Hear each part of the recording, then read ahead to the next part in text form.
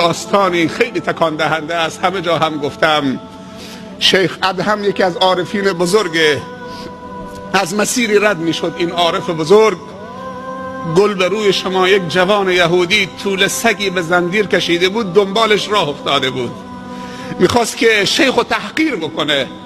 تا شیخ صدای پا میشنوید توقف میکرد، میدید که یک جوان پشت سرشه، یه سگم به زنجیر کشیده بلا نسبت حضار و گل به روی شما دست گرفته داره میاد. تا شیخ نگاه میکنه میسته، راه میفته، دوباره راه میفته، تا رسید به تجمع مردم. اونجا که رسید صدا زد فلانی جناب شیخ، با تمسخر برگردون صورتش نگاه کرد که همون جوان با طول سگش. گفت بله فرزندم، عرضی داشتید؟ امری بود. گفت بله یک سوال داشتم. حالا جمع خیلی جمع بود. گفت سوال تو بفرما پسرم. گفت این دم سگ منو میبینید؟ گفت بله پسرم، دم سگ تو میبینم. گفت ریش خودت هم میبینید؟ گفت بله ریش خودم هم میبینم. گفت سوالم اینه، دم سگ من بهتره یا ریش تو؟ کدوم یکی بهتره؟ دم سگ من بهتره یا ریش تو؟ اگر این سوال امروز از یه ملای عادی بکنن چی میشه؟ اگه قدرت داشته باشه چشماشو در میاره، اگر گذشت بکنه از روی عاجزی و ناتوانیه. گفت ببین پسرم، علما چقدر برکتن. گفت ببین پسرم،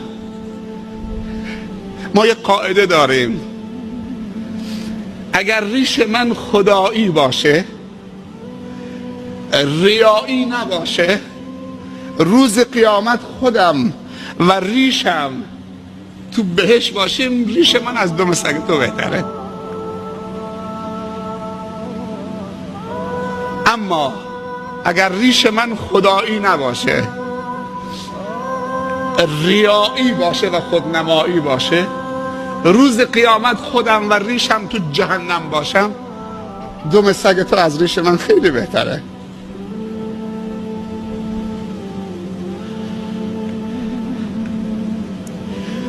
خدا دوستی و خدا طلبی در اعمال و در رفتار آدم و زینت میبخشه. زینت هر انسان مسلمان اخلاصه و این که خدا و دستورات خدا و برنامه های خدا و رسول خدا صلی الله علیه و سلم از هر امری براش عزیزتر باشه، دوست داشتنی باشه.